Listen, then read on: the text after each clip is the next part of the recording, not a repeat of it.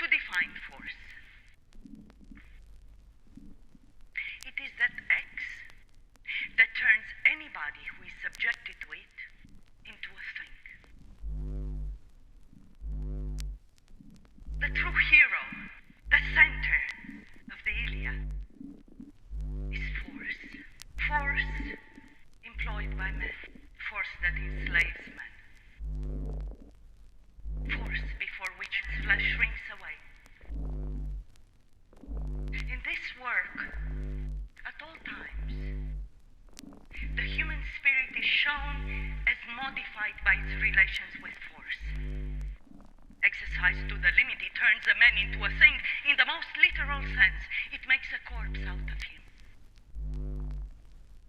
Somebody was here, and the next minute, there is nobody here.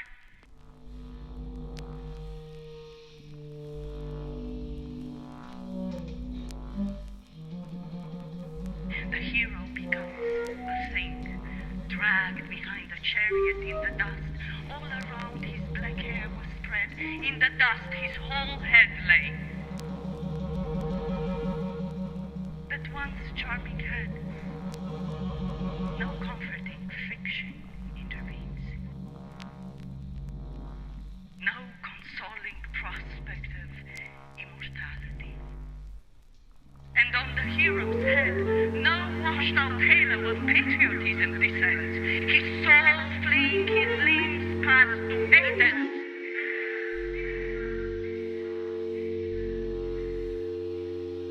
So painful is the contrast, is the sudden evocation of another world. The faraway, precarious, touching world of peace, of the family. The world in which each man counts more than anything else to those about him. She ordered her bright-haired maid in the palace to place on the fire a large tripod, preparing a bath for Hector returning from battle. Foolish woman.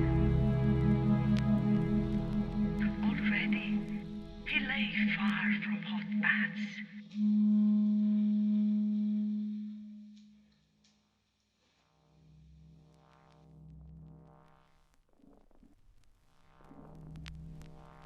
A man stands disarmed and naked, with a weapon pointing at him. That man becomes a corpse before anybody or anything touches him. Soon, however, he grasps the fact that the weapon which is pointing at him will not be diverted, and now, still breathing, he is simply matter. A compromise between a human being and a corpse. In whatever aspect, its effect is the same. It turns a man into a stone. From its first property, the ability to turn a man into a thing by the simple method of killing him, flows another, quite prodigious in its own way, the ability to turn a man into a thing while he is still alive. He is alive, he has a soul. And yet, he's a stink.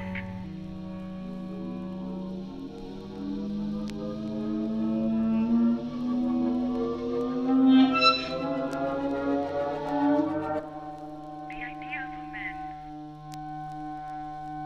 being a corpse is a logical contradiction. Yet what is impossible in logic becomes true in life. And a contradiction lodged within the soul tears it to shreds.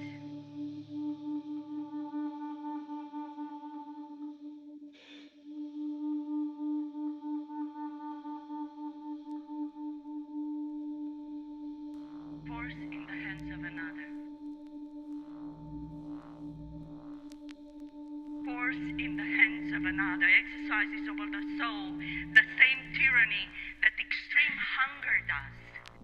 For it possesses, and in perpetual, the power of life and death. Force is as pitiless to the man who possesses it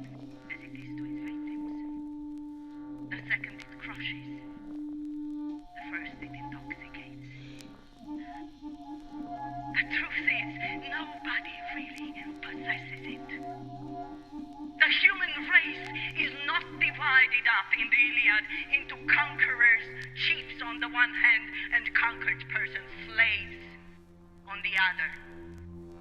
There is not a single man who does not at one time or another have to bow his neck to force. And Zeus, the father, took his golden scales. In them, he put the two fates of death that cuts down all men.